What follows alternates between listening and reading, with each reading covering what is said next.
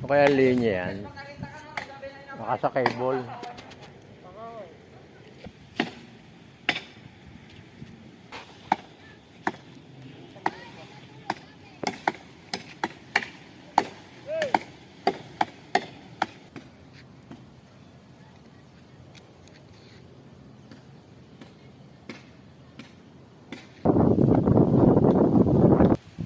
So guys, madami palang nadali dito sa loob namin. No?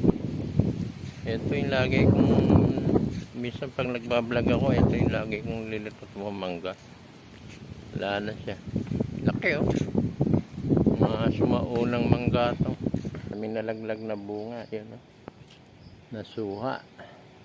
Ayan. Yan guys, kuha tayo ng ilang piraso at ang tibay din ng papaya, hindi bumaksak. Laki.